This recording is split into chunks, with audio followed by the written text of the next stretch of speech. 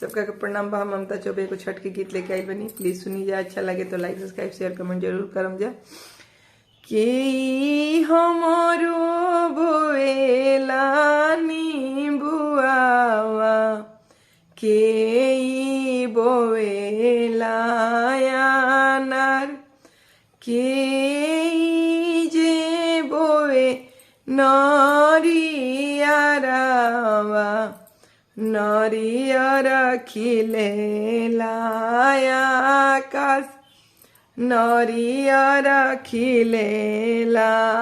आकाश ससुर हमरो बोएले निबुला भसुर बोएले आनार भसुर बोएले आनार सैया हमरो बोए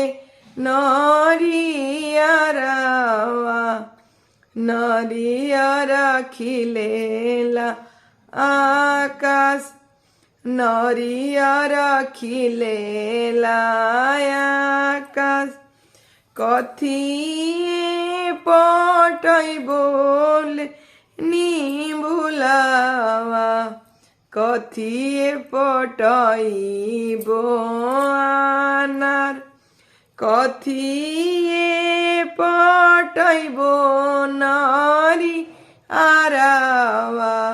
नरियर खिलेला आकाश कथिए पटैबो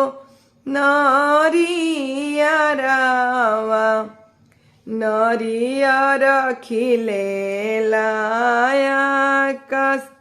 जलवे पटैबो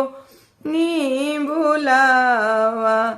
दूधवे पटैबो आनार दूधवे पटैबो आनार घिउआ पटैबो नरी आरावा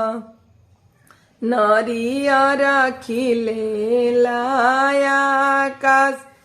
नरियर खिलेला आकाश कैसन लागेला निबुआ कैसन लागेला आनार कैसन लागेला आनार कैसन लागे नरियरावा नरियर खिलेला आकाश नरियर खिलेला आकाश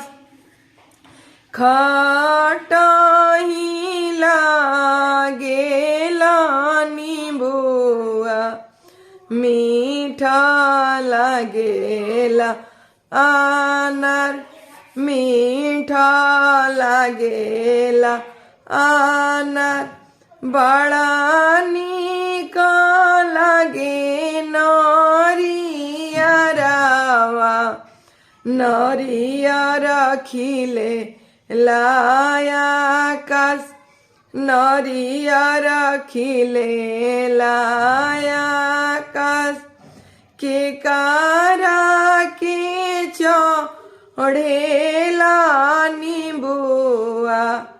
के कारा के चढ़ेला आनार के कारा के चढ़े नरियरावा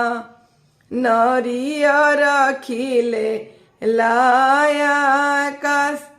नरियर खिलेला आकाश देवी लोग के चढ़े लानी बुलावा देवता लोग के चढ़े लायानार देवता लोग के चढ़े लायानार छठी मैया के चढ़े नरियरावा नरियर खिलेला आकाश छठी मैया के चढ़े नरियरवा नरियर खिले आकाश नरियर खिलेला आकाश।